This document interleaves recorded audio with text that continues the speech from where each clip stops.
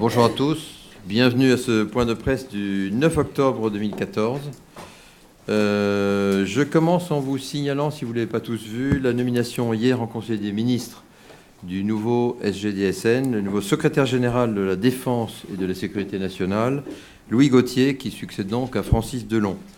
Alors bien entendu, le SGDSN est un service du Premier ministre, donc ça ne dépend pas de la Défense, mais que c'est quand même un interlocuteur assez proche, et donc je vous ai fait préparer le CV de Louis Gauthier, qui connaît bien ce ministère.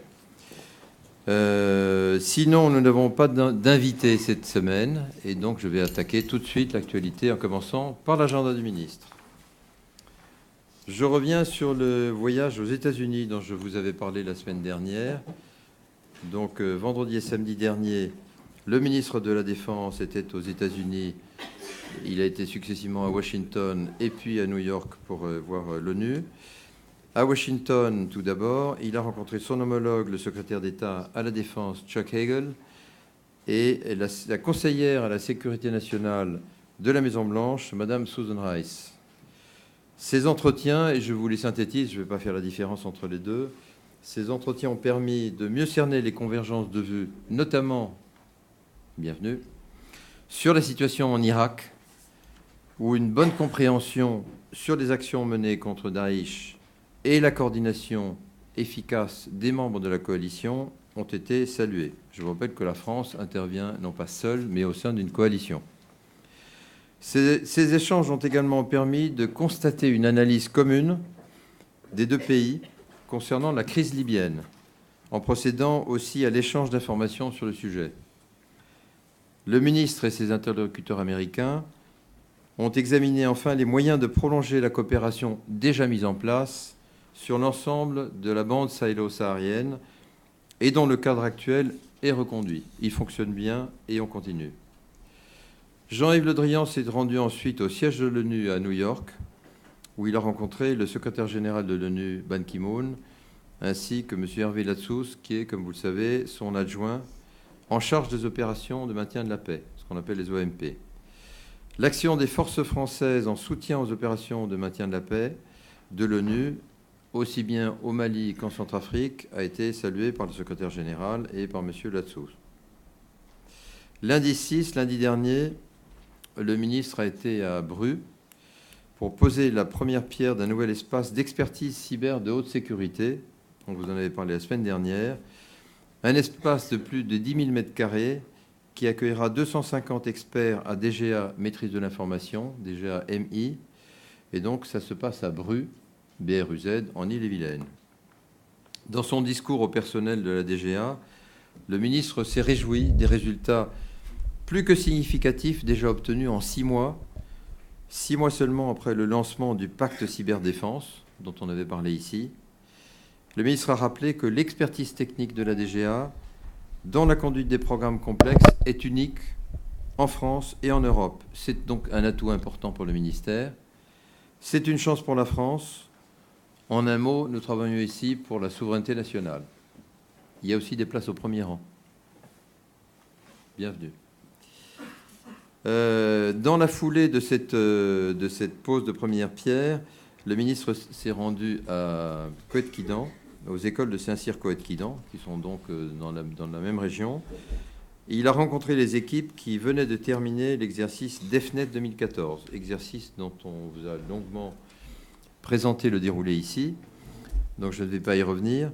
Dans le débriefing auquel le ministre a assisté, il a vu beaucoup de choses, ce qui lui a permis de rappeler l'importance des compétences humaines dans ce domaine technique et virtuel qu'est la cyberdéfense, et en particulier au niveau de l'entraînement des forces armées, d'où le message important pour les écoles de Coët-Quidan. Je le cite, « Il faut apprendre à opérer dans un contexte de menace informatique où nous pourrions perdre des systèmes importants au cours d'une action. Vous devez vous approprier ce nouvel espace de conflictualité, à la fois pour vous défendre, mais aussi pour y opérer en soutien à nos opérations. La cyberdéfense est un des enjeux majeurs de la programmation.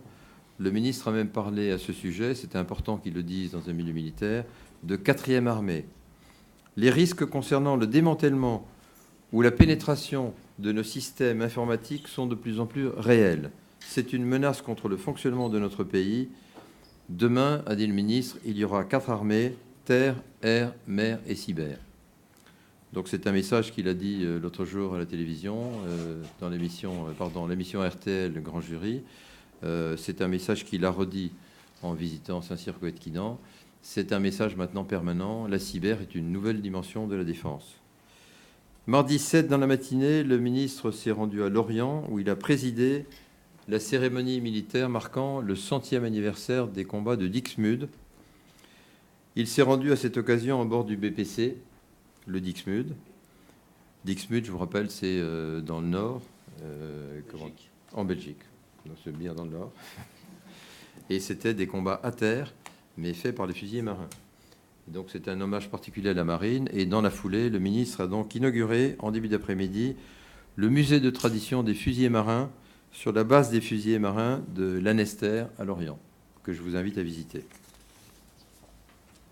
Il y a du reste un très beau musée qui est juste en face, à Port-Louis, qui est le musée de la Compagnie des Indes.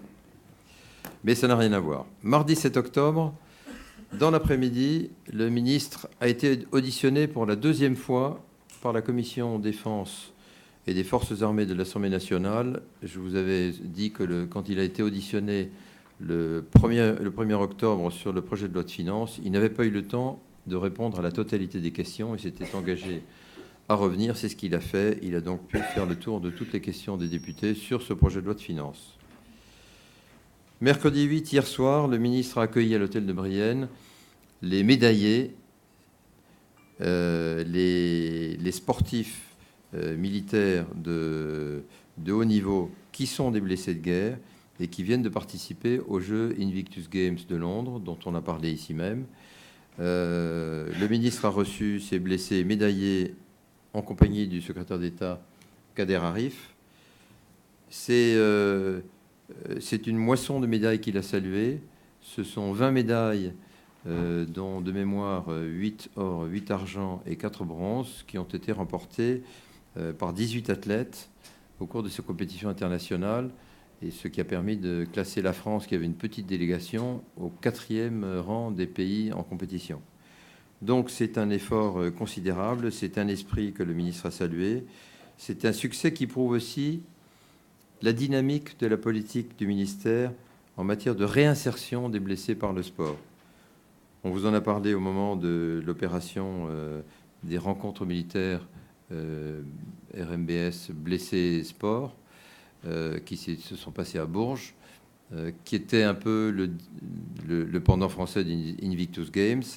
On avait fait un partenariat avec les Invictus Games, ça continue, mais c'est important de mettre le focus sur ce que fait la défense pour la réinsertion de ces blessés, notamment par le sport et par le sport de compétition. C'est un encouragement, je cite le ministre, pour tous les blessés sur leur chemin de guérison et de réadaptation. Et c'est aussi une opportunité pour le grand public de prouver sa solidarité avec les hommes et les femmes qui s'engagent pour la défense de leur pays. Le ministre a rappelé le prochain rendez-vous sportif international majeur, les 6e Jeux mondiaux militaires qui auront lieu en octobre 2015 en Corée du Sud. Je reste sur les sports pour vous rappeler que c'est cet après-midi, à Fontainebleau, que le ministre inaugure les nouvelles installations du CNSD, le Centre national des sports de défense, et plus particulièrement le complexe Henri Serrandour, qui est emblématique de l'importance que le ministère veut accorder à la fois au sport et aux sportifs de haut niveau. Les travaux ont concerné la réhabilitation de 6 bâtiments d'hébergement, 3 halles sportives, dont la piscine, un mur artificiel d'escalade, qui est un des plus grands d'Europe, et en plus un immeuble de bureau et un pavillon d'accueil, le tout totalisant 40 000 m². C'est donc des installations considérables que je vous invite à visiter et où Christine fait ses compétitions de badminton. Oui. Attends, un micro et tu vas donner un complément. Pour avoir déjà fait du sport dans la salle qui est en bas, là, je peux vous dire que c'est absolument extraordinaire. L'intérieur, j'ai jamais vu ça. Hein. C'est moderne. Il y a un track intérieur. On peut faire du saut en longueur. Il y a au moins 15 terrains qui peuvent être badminton, foot, basket, tout ce qu'on veut. Ça vaut la visite. Est-ce que tu peux nager sans être bousculé par les nageurs de compétition? Il y a des couloirs préservés pour les gens Oui, c'est-à-dire que la piscine, actuellement, sert comme la piscine publique de Fontainebleau, parce que la piscine publique de Fontainebleau à la Faisanderie est en réfection. Et donc, le mercredi après-midi, tous les enfants viennent nager là. Merci, Christina. En ce qui concerne les militaires blessés, parce que là, c'est les installations pour les sportifs militaires en général et les sportifs de haut niveau. En ce qui concerne les militaires blessés, dont j'ai parlé avant, leur pratique est également favorisée avec l'organisation des RMBS dont j'ai parlé et avec un rôle particulier du CNSD. Et je vous rappelle que le commissaire Pichirillo, qui dirige ce centre, est venu vous en parler ici et reviendra parler de tout ce qu'on fait pour la réinsertion des militaires blessés. Vendredi 10, c'est-à-dire demain, le ministre sera à Toulon dans le cadre de ses visites en immersion dans les forces, commencées à l'automne de 2012. Le thème de la visite, c'est le soutien. Il amènera à visiter de nombreuses structures du soutien et la maintenance des outils opérationnels sur la base navale de Toulon. Le ministre va commencer sa visite en voyant le CNMSS, qui est un organisme interarmé et qui est la Caisse nationale militaire de sécurité sociale.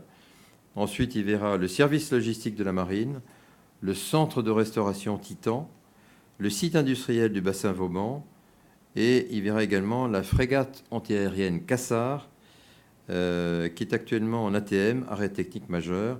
Le Cassard, c'est le sister ship du Jean Bart qui vient de quitter Toulon hier pour rallier le golfe arabo-persique. Je passe à l'agenda de M. Kader Arif, secrétaire d'État aux anciens combattants et à la mémoire.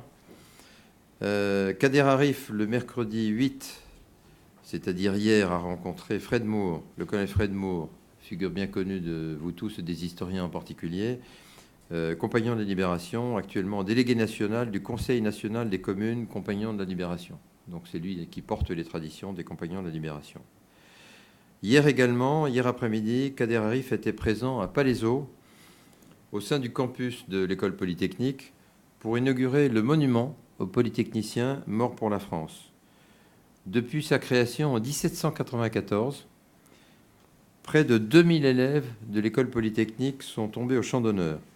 Un sacrifice qui a marqué l'âme des polytechniciens, et je cite le secrétaire d'État, un sacrifice qui se transmet de génération en génération, de promotion en promotion, et qui se lie aujourd'hui à la mesure de ces 2000 noms qui sont gravés sur le monument, point de mémoire et point de ralliement des mémoires de l'école polytechnique.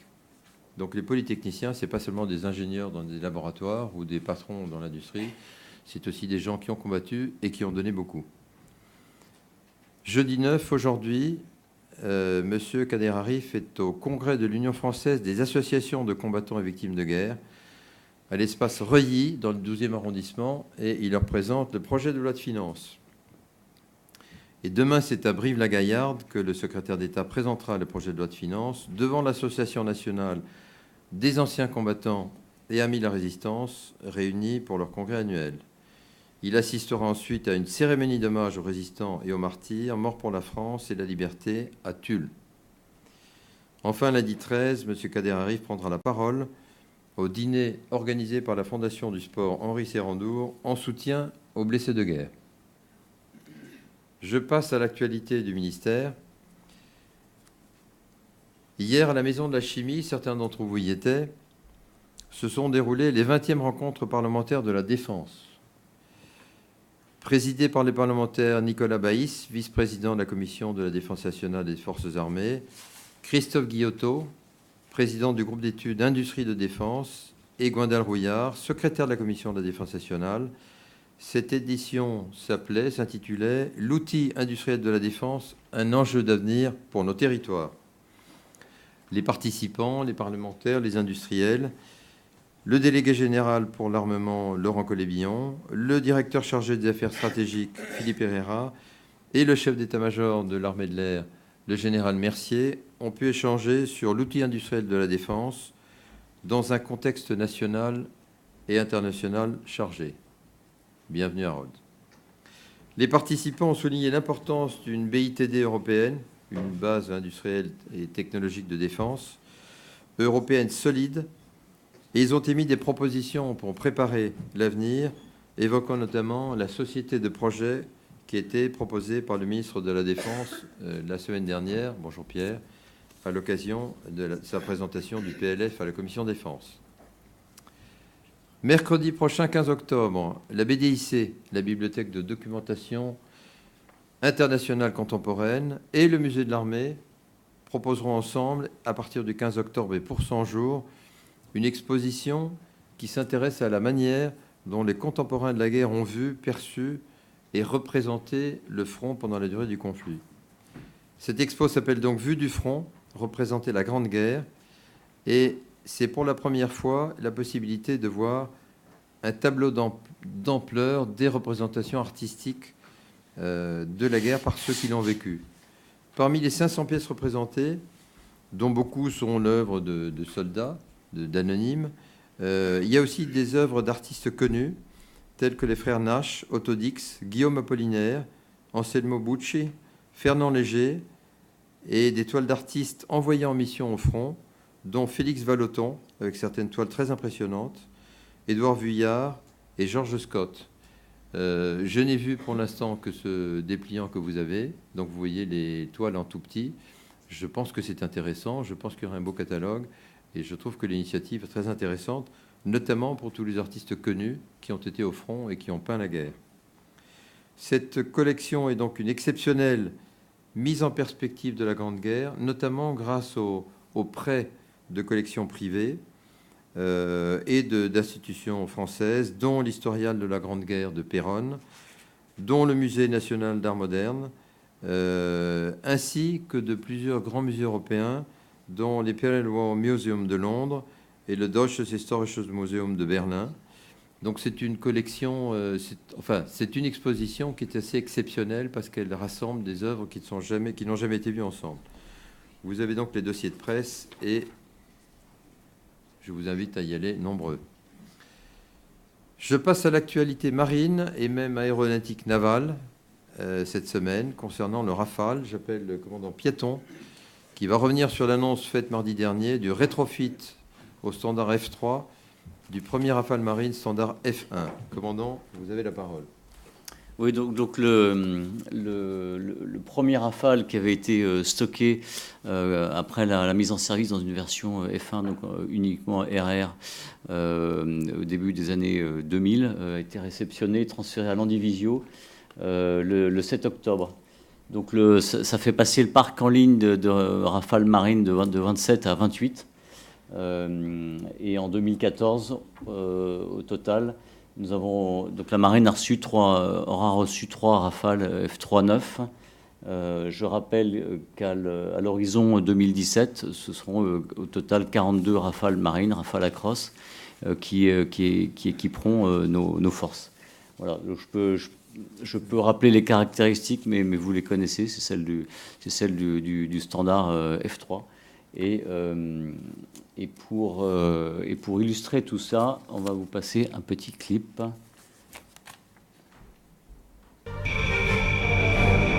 Tu auras ma présentation.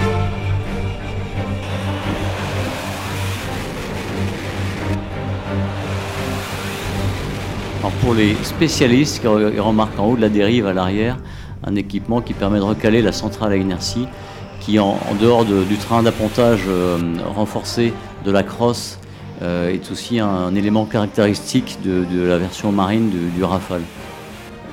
On le voit sur le haut de la dérive.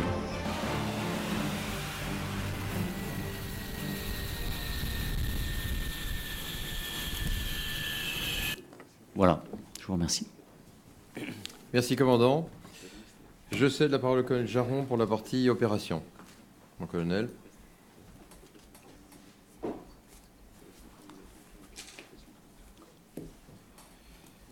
Le directeur. Je vais successivement faire un point sur l'Irak, la bande sahélo-saharienne, Sangaris. Je reviendrai rapidement sur OEF avant d'ouvrir sur un exercice catamaran qui va se dérouler dans les jours à venir.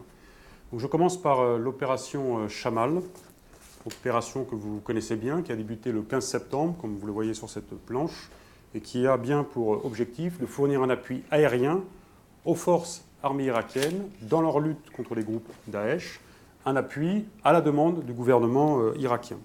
Aujourd'hui, nous avons en moyen déployé 9 Rafales, un Boeing C-135 FR de ravitaillement et un avion de patrouille maritime Atlantique 2. Je ferai un point sur ces renforcements tout de suite. À ces moyens sont associés environ 400 militaires. Chamal, c'est environ 400 militaires, en incluant les effectifs prépositionnés en permanence dans la région. Donc ce n'est pas 400 militaires en plus, c'est 400 militaires en tout. Et dans ces 400 militaires, vous avez actuellement une trentaine de militaires qui servent dans les structures de commandement alliés dans le Golfe arabo-persique. Je parle des états-majors Afsint et le Djok de Bagdad. Donc ce volume de forces et de moyens découle du renforcement qui a été décidé par le président de la République le 1er octobre dernier. Renforcement de 3 avions Rafale qui permettront de densifier notre soutien aérien et de densifier notre participation aux missions de la coalition.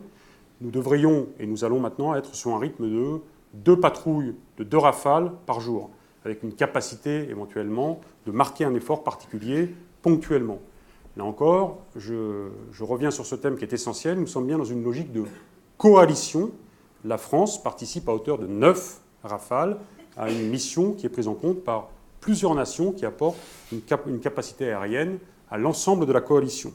Donc, très rapidement, une frégate permettra de renforcer ce dispositif avec pour mission principale de participer, là encore, en coordination avec l'ensemble des alliés, au contrôle aérien de l'ensemble des moyens qui seront déployés au-dessus du théâtre irakien.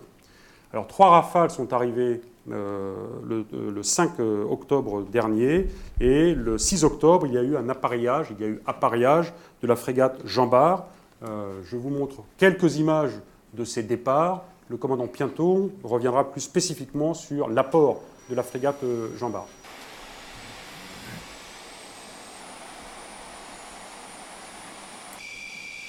Donc nous sommes à Saint-Dizier, où vous assistez au départ de Rafale. Rafales qui viennent de la base de Saint-Dizier, mais aussi de Mont-de-Marsan. Et vous pouvez noter que, mais ça c'est l'armée de l'air qui le dit, il fait beau. Vous le noterez de façon plus spécifique au décollage. Moi, je ne voulais pas en parler.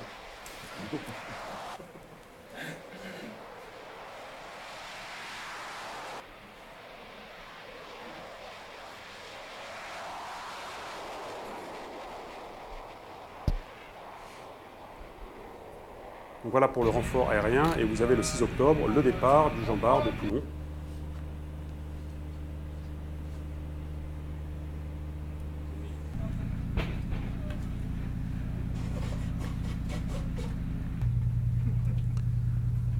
On passera directement à la marine, on reviendra après.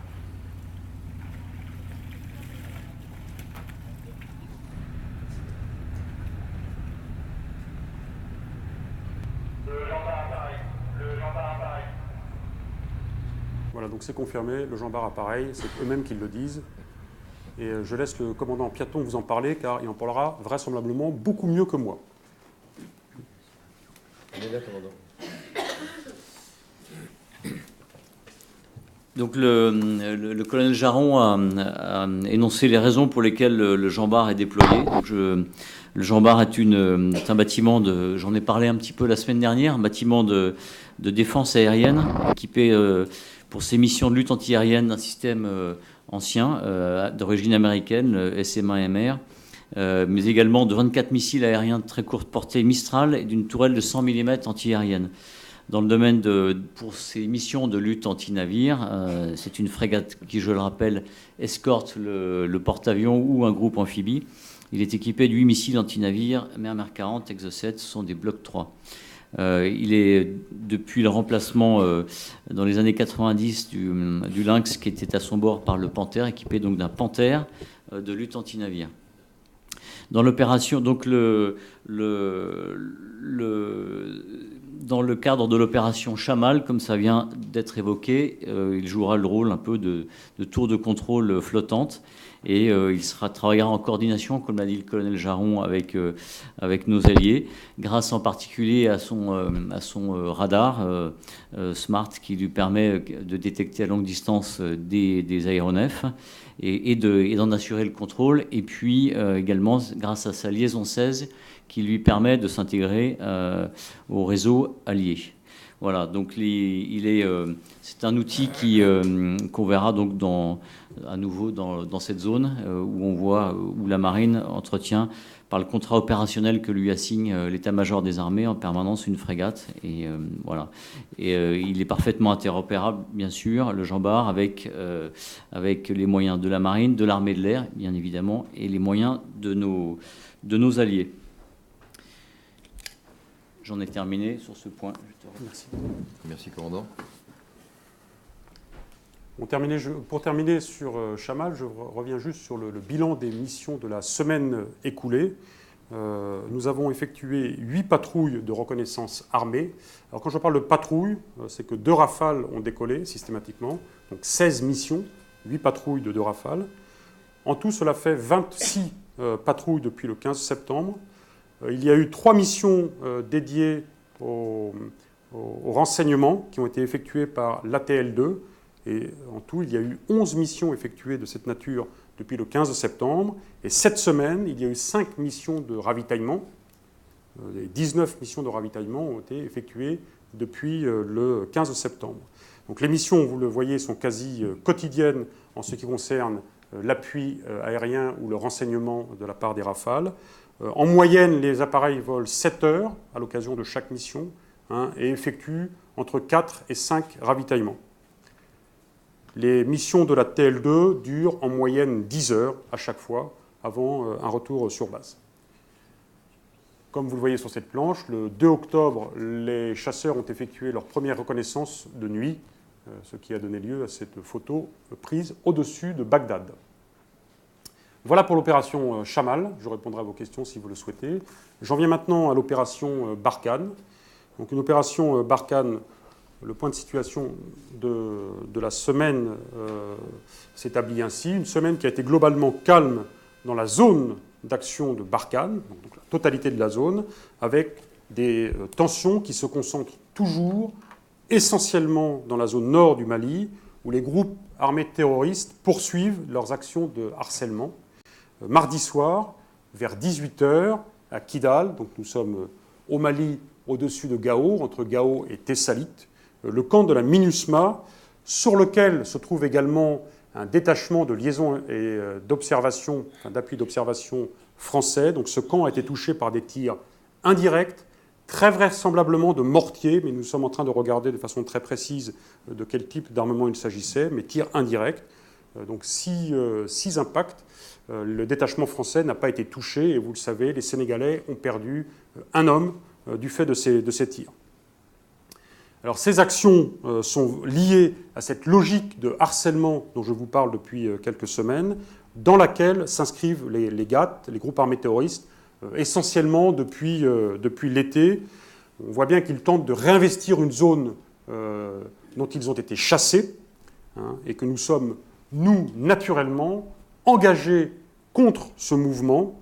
Et pour faire face à cette situation, il n'y a, de la part des troupes françaises, jamais eu d'interruption dans la mission que nous menons. Notre adversaire est bien caractérisé par ces groupes armés terroristes.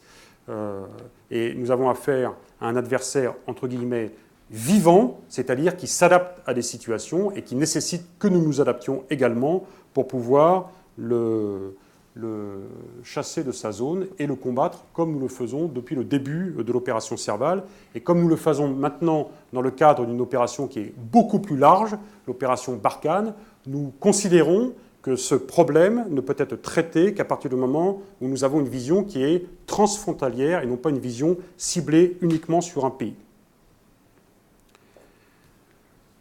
La semaine a été marquée, vous le verrez, c'est un peu valable pour tous les théâtres africains, mais par la fin des relèves du côté ouest de l'opération Barkhane, donc le pilier ouest, et le début des relèves sur le pilier Est. Alors concernant le pilier Ouest, ont été relevées 2 unités, le groupement de soutien, le bataillon logistique et le sous-groupement aéromobile. Donc aujourd'hui, le bataillon de logistique est armé essentiellement autour d'un régiment du train que l'on appelle le 516e régiment du train qui vient de Toul. C'est une unité en réalité qui est composée de 43 unités diverses parce qu'on y retrouve des micro-spécialités. La logistique recouvre tout ce qui est maintenance, tout ce qui est transport, tout ce qui est soutien du combattant, tout ce qui est munitions et tout ce qui est service de santé, donc l'appui que l'on apporte directement aux militaires blessés ou sur le théâtre. Voilà.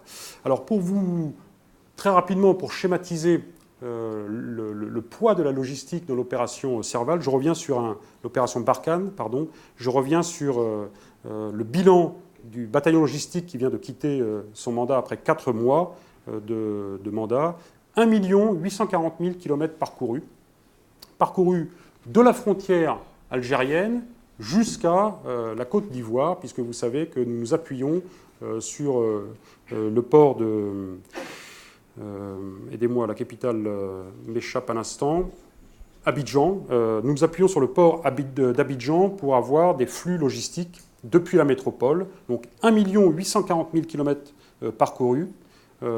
Ils ont transporté environ 4 000 tonnes de fret et environ 1 300 mètres cubes de carburant. Et ce bataillon aura également inauguré le nouvel itinéraire logistique qui va de Gao à Niamey, sachant, vous le savez, que nous sommes en cours de désengagement de Bamako, où nous avions autrefois une implantation logistique et une implantation de commandement. Tous ces moyens ont basculé pour le commandement à N'Djamena et pour la logistique en partie à Niamey. Le sous-groupement aéromobile a également été relevé, donc toute la composante héliportée. Aujourd'hui, le sous-groupement aéromobile est articulé autour d'éléments qui viennent du 1er régiment d'hélicoptères de combat de Phalsbourg. C'est un sous-groupement qui remplit des missions d'appui-feu, d'appui au mouvement, transport de personnel pour l'amener au plus près d'une zone où sera remplie la mission, des missions de reconnaissance, des missions de protection et des missions de destruction à partir du moment où il y a ouverture de feu sur l'adversaire. Vous savez que nous disposons d'une 12aine d'appareils, qu'il s'agisse de gazelles, de pumas, de tigres et de cougars, et il est envisagé de faire arriver sur le théâtre 2 caïmans, mais je vous en parlerai au moment où cette rotation d'appareils sera effectuée. Là encore, pour avoir une idée du bilan de ce que peut faire un sous-groupement aéromobile au cours d'un mandat de 4 mois, c'est un peu plus de 1000 heures de vol pour couvrir l'ensemble du spectre de missions que je vous ai décrit précédemment. Planche suivante. Bon, cette planche pour vous dire que le groupement tactique des airs ouest, c'est-à-dire le pilier ouest qui est stationné à Gao, est en cours de remonter en puissance après la phase de relève. Il a entamé ses missions d'appropriation du terrain, qui l'amène dans un premier temps dans ce qu'on appelle le Grand Gao, avant de lui permettre de rentrer dans des missions qui l'amèneront beaucoup plus au nord de la zone, entre Gao et Tessalit. Planche suivante. Et nous nous appuyons toujours sur ce dispositif qui est pour nous essentiel, le dispositif des détachements de liaison et d'appui opérationnel. Ces groupes de 32 militaires spécialisés dans lesquels vous retrouvez des appuis, des capacités très particulières, capacités de guidage aérien, capacités génie, donc de déminage, et des capacités d'appui sanitaire. Ces groupes de 32 soldats sont aux côtés de l'armée malienne ou aux côtés de la MINUSMA pour leur permettre de conduire leur mission sur le terrain, soit en coordination avec l'armée française, soit en bénéficiant d'un appui formation pour que leur mission s'adapte à ce terrain. Donc aujourd'hui, les DLAO sont déployés sur Tessalit, Kidal, Assango et Tombouctou, et c'est leur colocalisation avec les éléments de la MINUSMA à Kidal qui fait que mardi soir dernier, ils ont été sous le coup de ces tirs indirects. Mais Kidal, c'est un peu plus de 1000 soldats de la MINUSMA pour une 50aine de soldats français simplement qui sont hébergés dans le camp de la MINUSMA. Planche suivante. Voilà pour la situation à Barkhane. Je vais maintenant vous présenter la situation de la semaine écoulée en Centrafrique. Vous connaissez cette planche que je vous représenterai à chaque fois. Il s'agit de la constitution des forces internationales qui agissent en Centrafrique pour participer au rétablissement de la paix.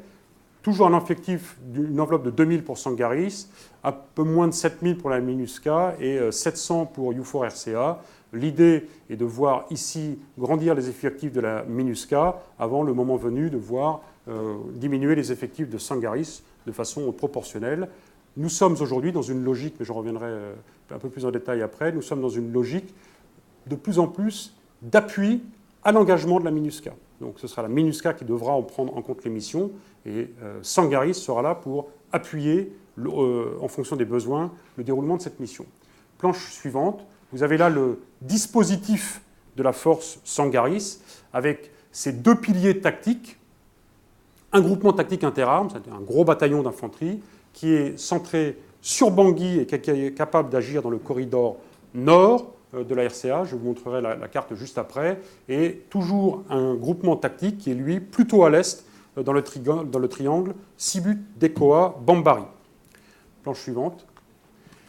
Alors, la situation a été assez calme dans l'ensemble de la RCA au cours de la semaine écoulée, à l'exception d'une montée de tension avant-hier et hier matin à Bangui, qui s'est traduit par des exactions qui sont restés en volume limité. On parle de 5 à 6 morts.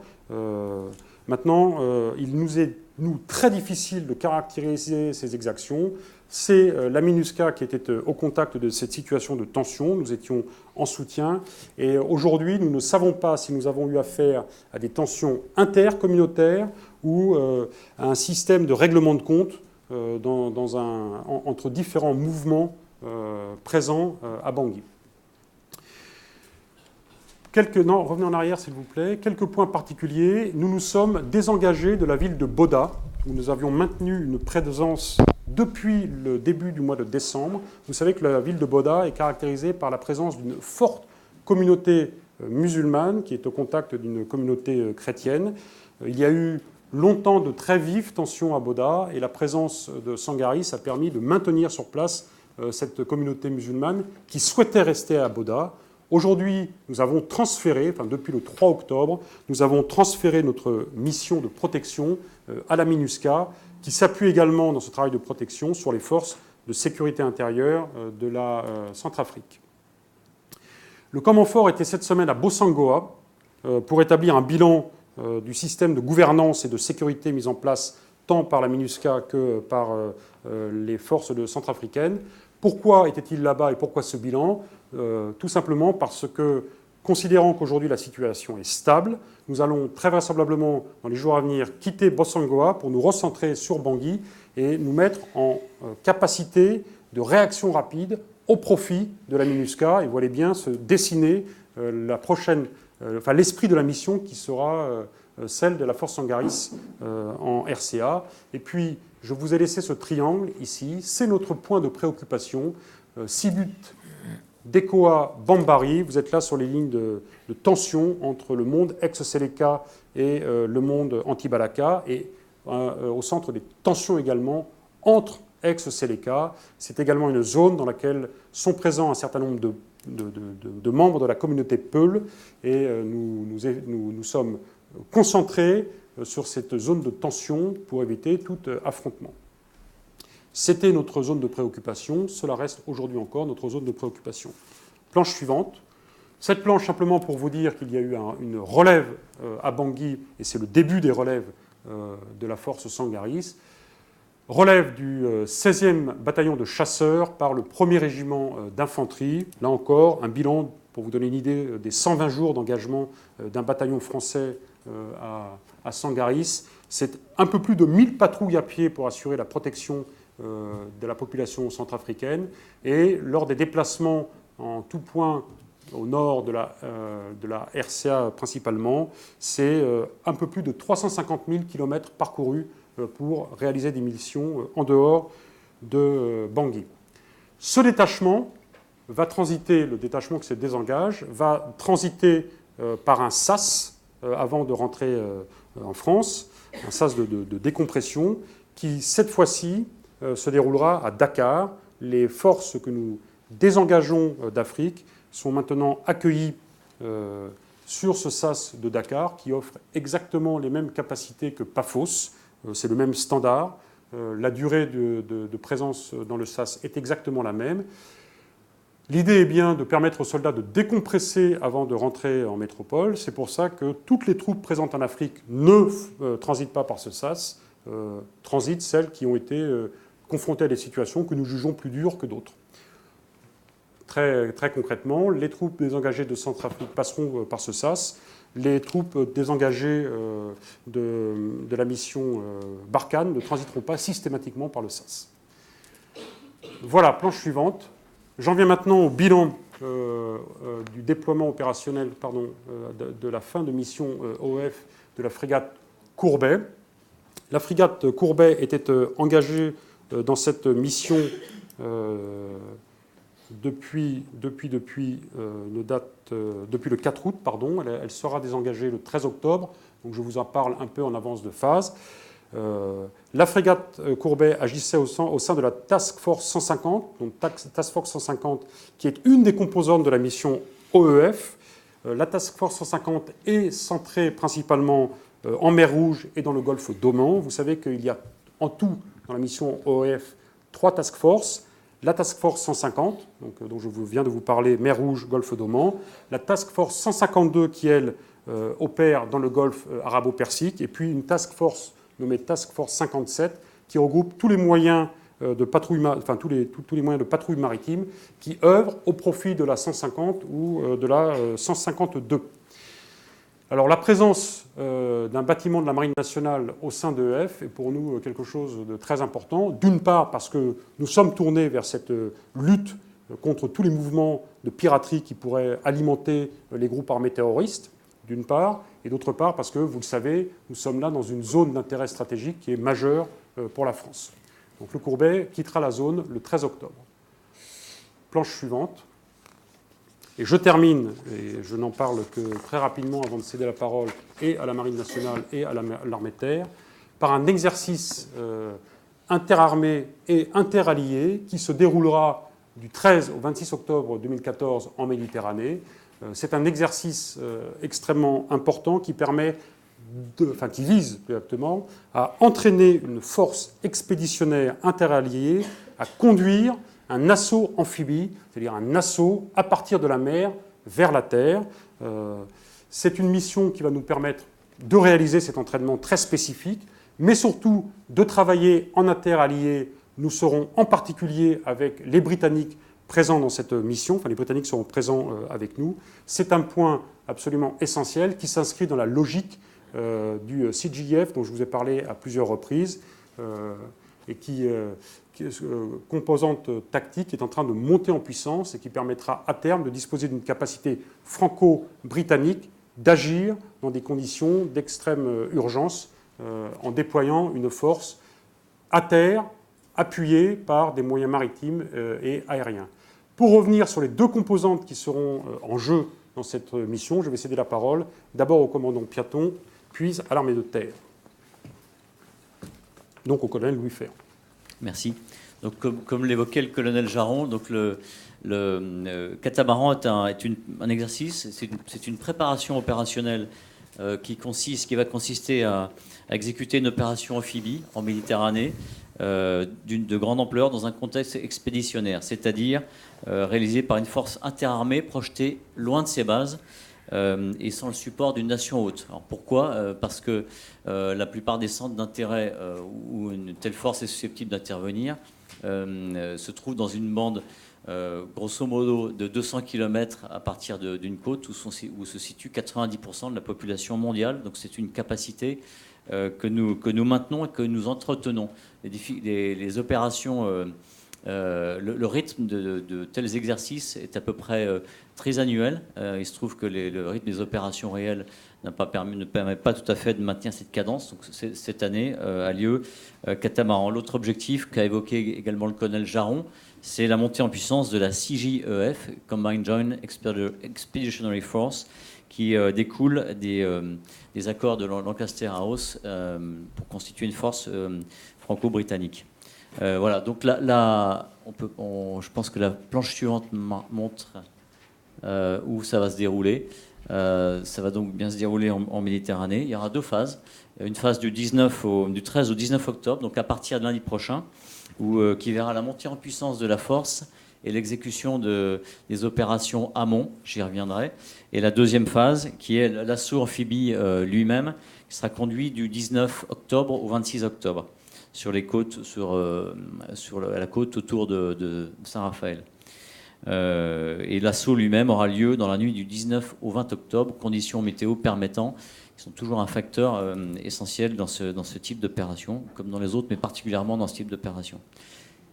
Voilà. Donc les moyens engagés pour la marine seront les suivants. Tout d'abord, le groupe aéronaval, ce sera le Charles de Gaulle, avec son groupe aérien, 12 Rafales, 6 super-étendards, un Hawkeye, 2 hélicoptères qui assurent la sécurité des avions embarqués, le bâtiment de commandement et de ravitaillement VAR, la frégate de défense antiaérienne Chevalier Paul, la frégate anti-sous-marine Montcalm, la frégate d'escorte Surcouf, le pétrolier ravitailleur Meuse, un sous-marin d'attaque et 2 Atlantiques, soit grosso modo un groupe aéronaval classique. Alors, qui intervient, on le voit sur la planche suivante, là c'est illustré sur cette iconographie, ce qu'on appelle une AOA, une aire des opérations amphibies.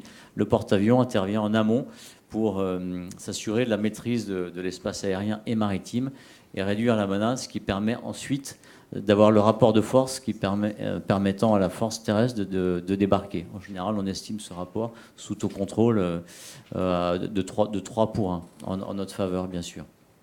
Ensuite, en deuxième étape, interviendra le groupe de guerre des mines. Alors pour les besoins de l'exercice, c'est pas tout à fait dans la même zone, mais c'est bien la deuxième étape, c'est sécuriser les chenaux d'accès pour cette force amphibie.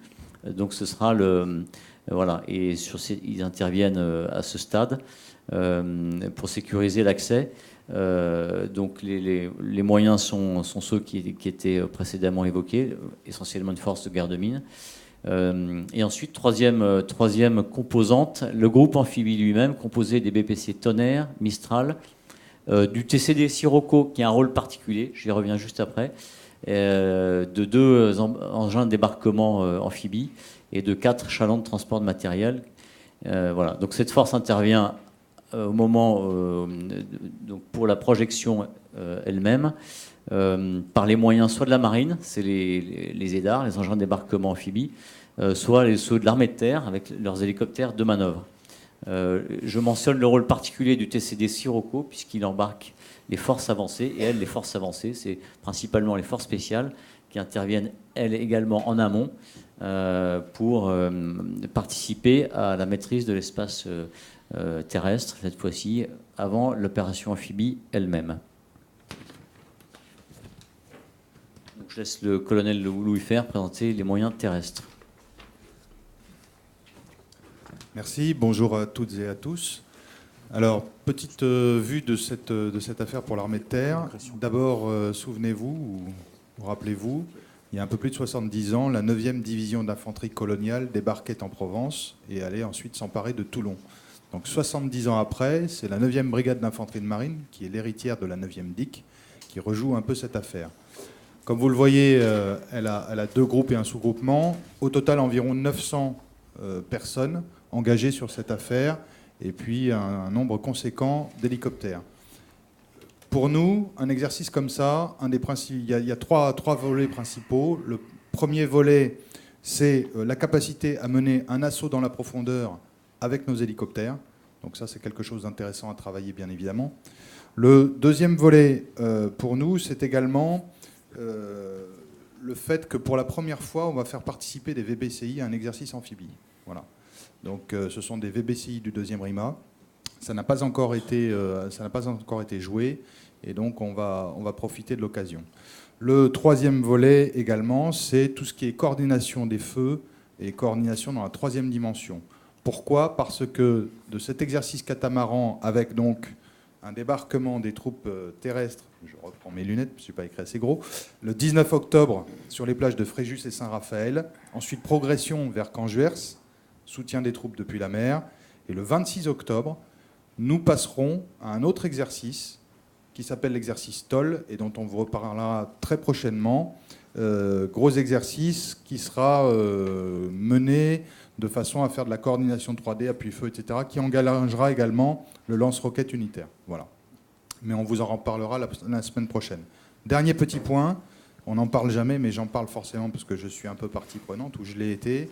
Il y a un groupe qui s'appelle le 519e groupe de transit maritime, qui est à Toulon, qui est le spécialiste du transit maritime et des opérations portuaires, et qui en profitera pour faire son évaluation opérationnelle. Voilà, c'est un petit point méconnu. C'est une capacité unique dans les armées françaises, et il y a peu d'armées au monde qui ont cette capacité. Les Britanniques l'ont encore, et les Américains, bien sûr. Voilà. Merci.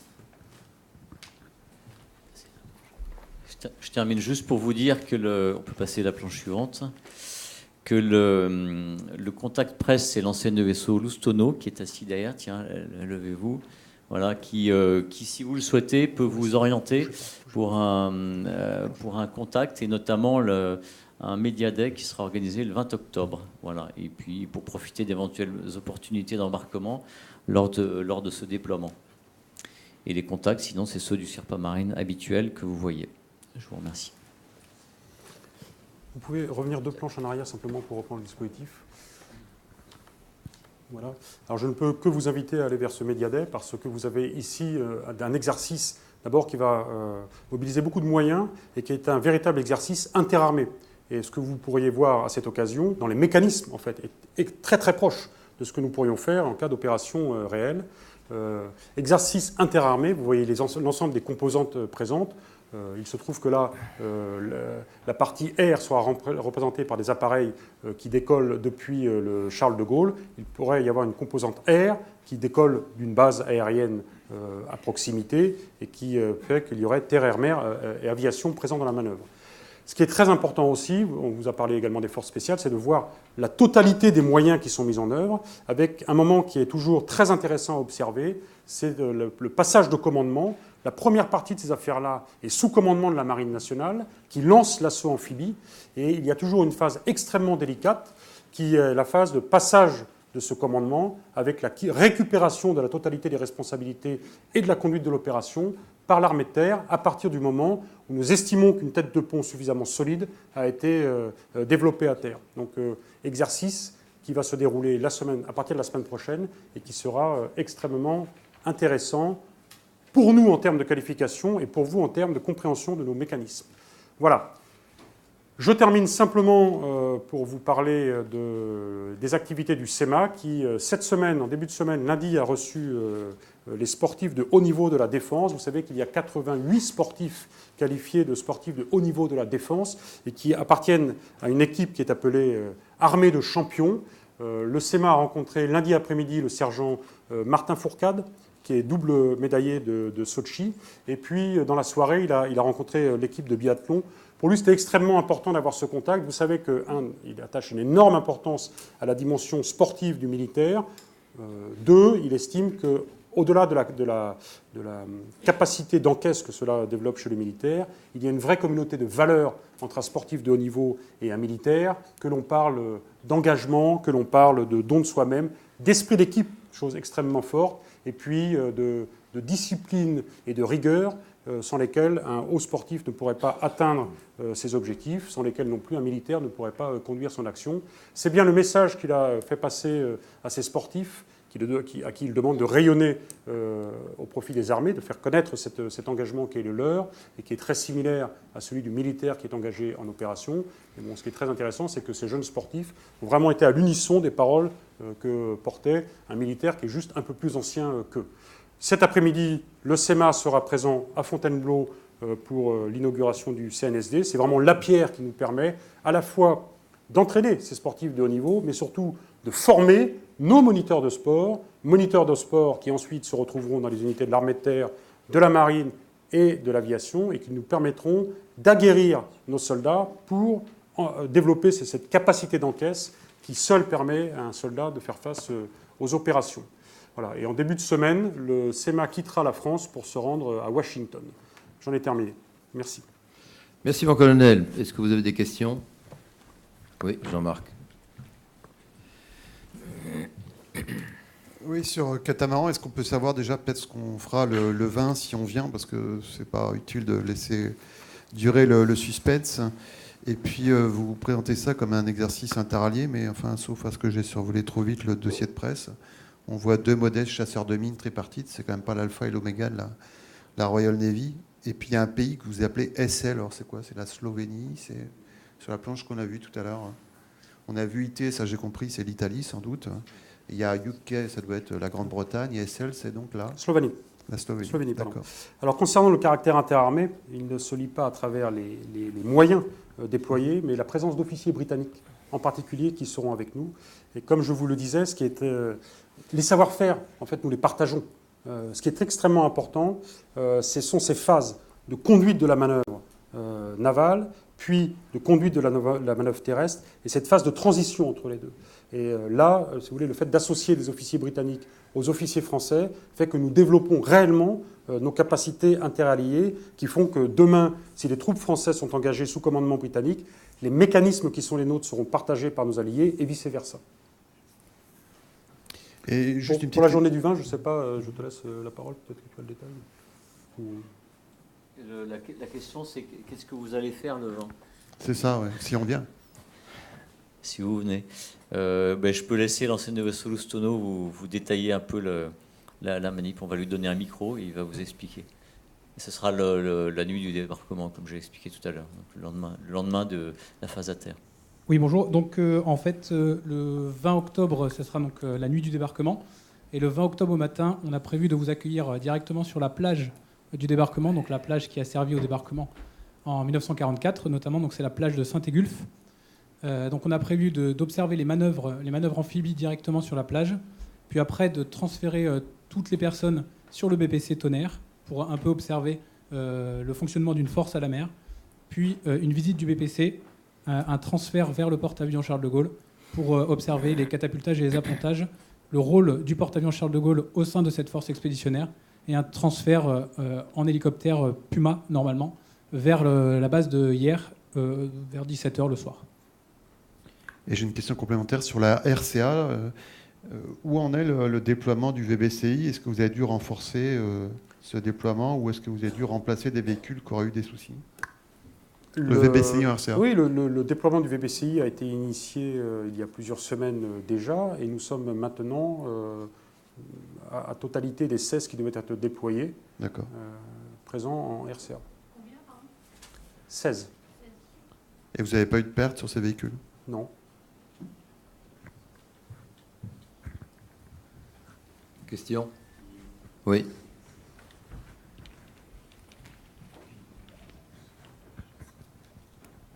À propos de l'hôpital militaire du Val-de-Grâce, qui, selon certains quotidiens nationaux, serait menacé de fermeture.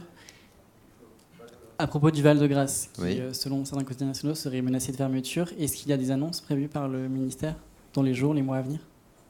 Alors les annonces, comme on l'a dit hier, sont prévues aux alentours du 15, simultanément avec les annonces de réorganisation et de restructuration du ministère de la Défense. Merci. Harold?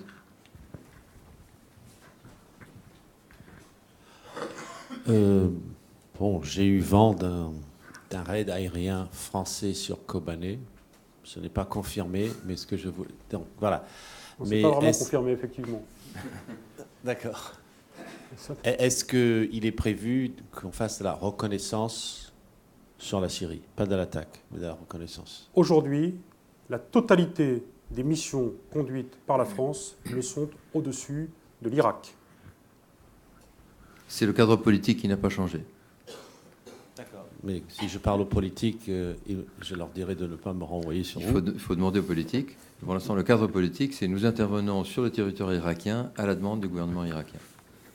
Guillaume. Oui, colonel, pour continuer sur l'opération Chamal, c'était juste pour confirmer donc les 8 missions dont vous parliez. Il n'y a pas eu de frappe la semaine dernière sur les 16 missions, je crois, au total. Hein. C'est une confirmation. Oui. Et puis alors, je voulais savoir, l'armement c'est toujours des GBU-12 ? Oui, bien entendu. S'il y avait des frappes, nous vous l'aurions dit, et l'armement est toujours des GBU-12. Pas de 2 ASM du tout? Non, pour l'instant, on est toujours avec la configuration identique à celle que nous avons depuis le début des missions. Et concernant ces frappes, simplement, faut bien comprendre que nous sommes dans une logique de coalition. Donc, ce qui est important dans une coalition, ce n'est pas de savoir quelle est l'équipe qui a marqué un but ou pas, c'est de savoir si la coalition est capable de remplir la mission. Et pour qu'une frappe puisse avoir lieu, il est bien nécessaire d'avoir en amont une capacité de renseignement. Ce renseignement est mis à la disposition de la coalition et en fonction du créneau horaire dans lequel évolue une patrouille, soit on bénéficie d'un renseignement extérieur pour pouvoir frapper, soit, et c'est souvent ce qui s'est passé, on peut bénéficier du renseignement français pour que des avions de la coalition qui interviennent juste après soient en mesure de frapper. Oui, Jean-Marc. On a parlé tout à l'heure du Jean-Bart, qui est un moyen de la marine, mais on n'a pas parlé d'un autre moyen de la marine, qui est l'ATL-2. Je voulais savoir si on est toujours sur le même type de mission, plutôt des missions de renseignement, ou si les missions de cet appareil ont évolué. Et savoir s'il y a toujours un appareil, ou si éventuellement il n'y en a pas un deuxième qui aurait pu le rejoindre. Alors, s'il vous plaît, pouvez-vous revenir à la planche, puisque j'en ai parlé tout à l'heure, et je vais vous la remontrer. Non, ouais, Chamal, allez-y. Et enfin, toujours sur Chamal, savoir si vous envisagez, ou si même vous avez commencé à vous déployer dans d'autres pays de cette même zone pour mener des opérations, en plus de ce que vous faites déjà aux EAU. Je reviens sur nos moyens, c'est ceux que vous avez ici, j'en ai parlé, 9 Rafales, un ATL-2 et un C-135. Je vous l'ai dit, il y a eu 5 missions, si je ne me trompe pas, et je vais vous le repréciser de manière à ce que ce soit... Il y a eu au cours de la semaine 3 missions de renseignement conduites par un ATL-2, et comme je vous le disais, chacune de ces missions, pour cet appareil, dure une dizaine d'heures. Nous sommes dans cette configuration, et nous restons dans cette configuration. Pour l'instant, vous le savez, tous les moyens partent de la même base dans le golfe arabo-persique. Bien entendu, nous avons des réflexions sur ce que nous pourrions envisager de faire dans le futur, mais nous n'en sommes pas là aujourd'hui. Ce n'est qu'une réflexion. Aujourd'hui, tous nos moyens sont concentrés et transitent pour arriver au-dessus du territoire irakien pour conduire les missions. Vous avez doublé le nombre de patrouilles de Rafale sans doubler le nombre de tankers. Ça veut dire que, par corrélation, vous faites beaucoup plus appel à des moyens alliés. Depuis le début de notre intervention, nous bénéficions également des tankers de la coalition. On est bien là dans une logique de coalition, si vous voulez. Les moyens, lorsqu'ils peuvent l'être, sont partagés naturellement. Oui, deuxième rang. Oui, au Mali, où la MINUSMA semble avoir quelques problèmes à faire face à cette recrudescence ou ce harcèlement des groupes terroristes, et alors que Bamako commence à demander aussi à l'ONU la mise en place d'une force de réaction rapide, est-ce que vous avez prévu de renforcer votre dispositif? Et excusez-moi, je n'ai peut-être pas tout à fait bien compris, vous évoquiez une remontée en puissance du pilier ouest à Gao. Est-ce que c'était prévu avant les incidents, ou est-ce que ça s'inscrit dans une logique de renfort au dispositif? Non, c'est un problème sémantique. Je vais revenir là-dessus pour avoir le pilier ouest, le pilier qui est à Gao, vient d'achever une phase de relève où les militaires qui étaient présents depuis 4 mois ont été relevés par des militaires qui arrivent de France. Et quand je parlais de montée en puissance, c'est la prise en compte par ces militaires qui viennent d'arriver à Gao du matériel, de la zone, avant de pouvoir engager des missions plus au nord. Voilà. Concernant la situation dans le nord du Mali, bien entendu, nous allons agir. Nous agissons dès à présent. Simplement, nous vous tiendrons informés de ces actions a posteriori, de manière à ce que l'adversaire ne sache pas de quelle façon nous allons traiter cette résurgence, plus exactement de leur dynamique de harcèlement. Oui. J'ai plusieurs petites questions à la con. La première, vous n'avez pas annoncé, mais vous n'avez pas dit catégoriquement s'il y aurait ou non, à propos de l'exercice catamaran, un CASA au départ de Villacoublay. D'après le signe de tête du lieutenant, je crois comprendre que non.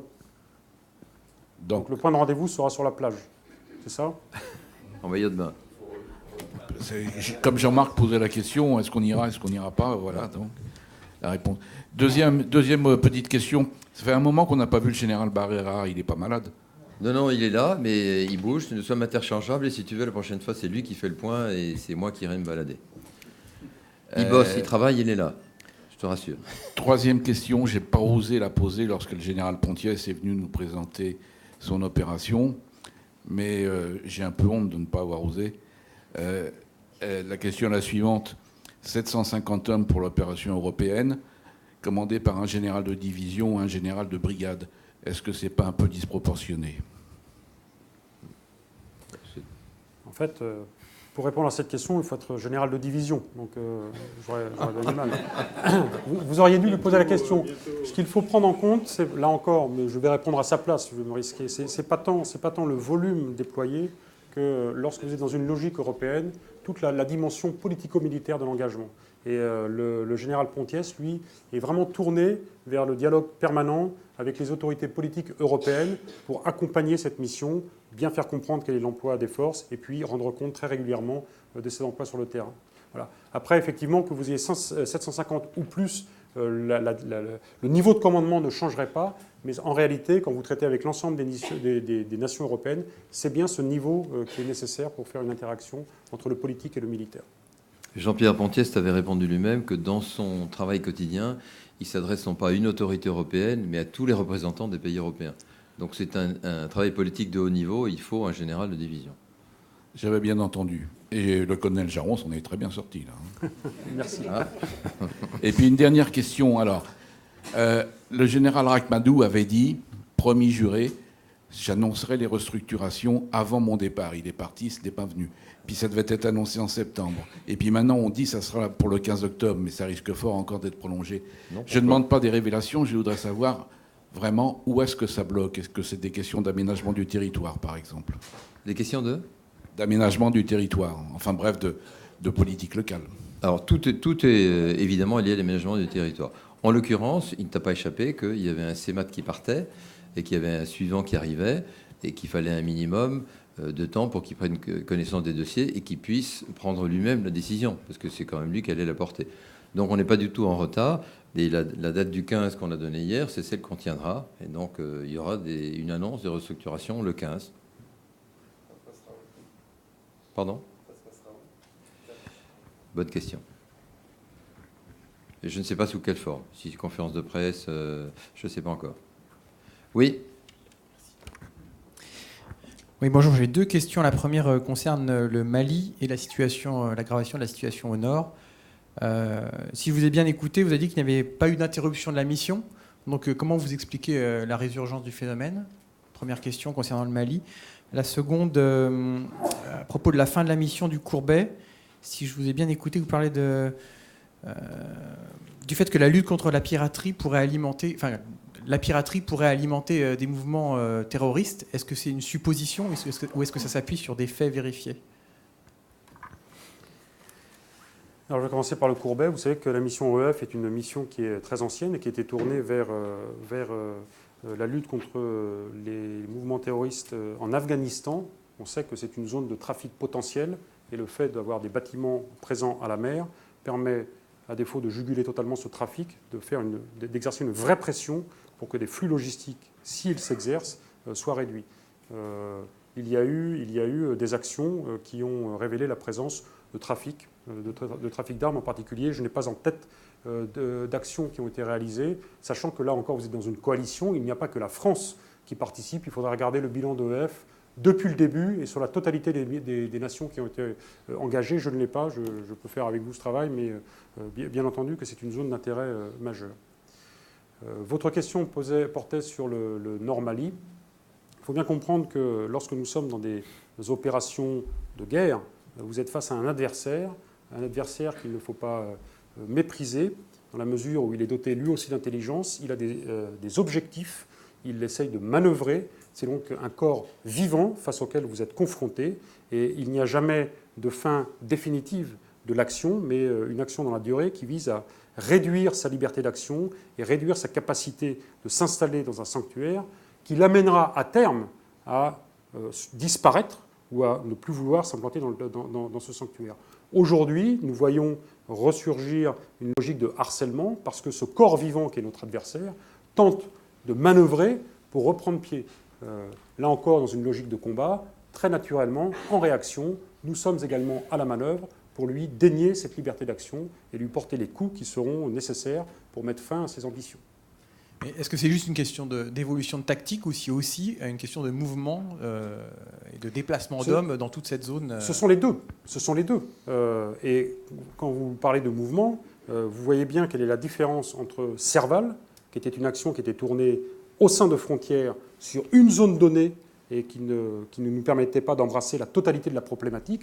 Aujourd'hui, nous avons une vision globale de la zone et l'une des missions premières que se donne le Barkhane, c'est de pouvoir établir une cartographie la plus juste possible des flux et des réactions entre différents groupes et de façon à pouvoir cloisonner des groupes qui pourraient apporter des éléments et des groupes qui seraient actifs. C'est lorsque nous aurons cette cartographie et lorsque nous aurons une vision très claire de ces flux que nous porterons des coups. Il est bien entendu que ces coups ne peuvent pas se limiter aux seules frontières d'un État. Vous êtes là également dans une logique qui nécessite aujourd'hui de s'inscrire dans un temps long. L'opération Serval, telle qu'elle a été menée dans les tout premiers mois en 2013, a été une opération qui, chaque jour, apportait des événements parce que nous étions au contact d'un ennemi que nous étions en train de déloger de son sanctuaire. Aujourd'hui, nous sommes face à un ennemi, un adversaire, qui est d'abord terriblement réduit en volume, réduit dans ses capacités d'action, et qui refuse le contact avec les forces internationales. C'est bien pour ça qu'il est dans une logique de harcèlement. Voilà. Donc, ce temps, le combat que nous menons contre cet adversaire s'inscrira dans un temps long, nécessitera de prendre en compte la globalité de la zone, mais pas seulement nous, forces françaises. Nous, forces françaises, avec les acteurs régionaux, chacun des pays concernés, et avec les forces internationales, la MINUSMA. Christina et puis Jean-Marc. Juste une question d'organisation. Si on veut aller cet après-midi à l'inauguration du CNSD, comment on fait pour avoir un pass ou je ne sais pas trop quoi? Tu demandes à Fred. Oui, non, d'abord au fond. Je n'ai pas vu. Oui, d'accord. Oui, bonjour, France 3. Bonjour. À nouveau sur le Val-de-Grâce, êtes-vous en mesure aujourd'hui de démentir les rumeurs parues dans la presse de fermeture totale ou partielle de l'établissement? Alors, je vais être très clair sur ce point, parce que je ne commente pas les rumeurs. Le ministre de la Défense a eu l'occasion de s'en expliquer devant la Commission Défense. Il y a une réflexion en cours sur les structures hospitalières du service de santé des armées, au niveau national, depuis déjà 1 an, et en particulier au niveau de la région parisienne. Au niveau de la région parisienne, il y a plusieurs structures.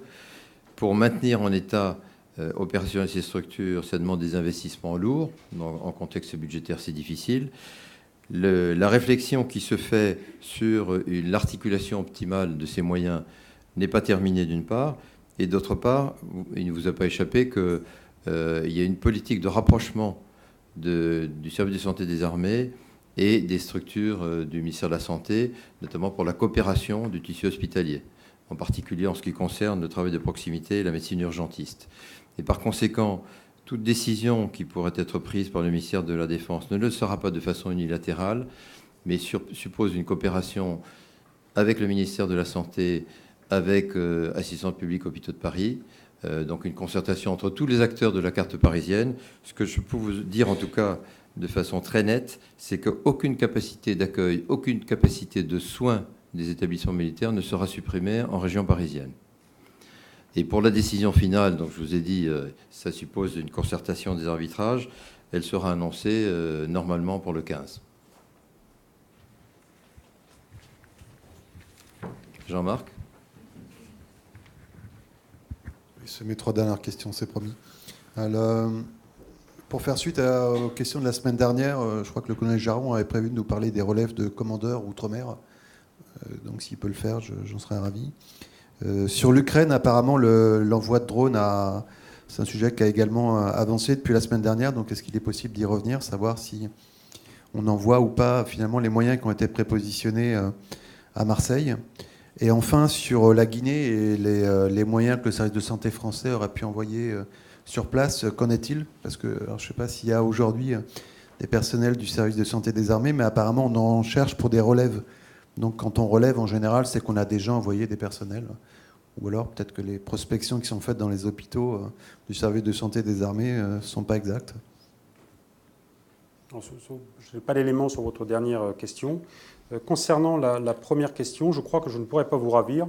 Je n'ai pas la planche cette semaine. Je vais te fâcher, donc, soyez présents la semaine prochaine. C'est une façon de maintenir le happening de façon à garantir votre présence. Oui.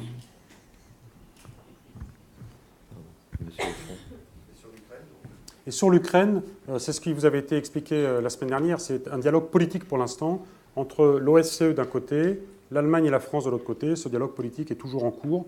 Et donc, tant qu'il ne sera pas abouti, les moyens militaires, eux, ne seront pas projetés. Oui, et Globe TV. Donc une question qui n'a à peu près rien à voir avec les problèmes à l'extérieur, mais plus à l'intérieur.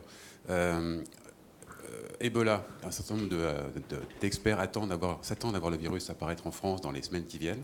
Je voulais savoir si l'armée, enfin le ministère de la Défense, était concerné par ce problème et si d'ores et déjà il s'y préparait. Alors, nous avons déjà répondu en ce qui concerne le territoire national. Le ministère de la Défense, le service de santé des armées participent à une opération qui est globale sous la responsabilité du ministère de la Santé. En particulier, les moyens militaires, c'est l'hôpital de Bégin, qui a 2 lits qui sont prépositionnés, qui a des structures d'accueil en urgence. Donc Bégin est prépositionné et est un des hôpitaux de référence dans le dispositif. Mais donc le ministère de la Défense n'est pas pilote, mais il participe pleinement à une opération qui est pilotée par le ministère de la Santé.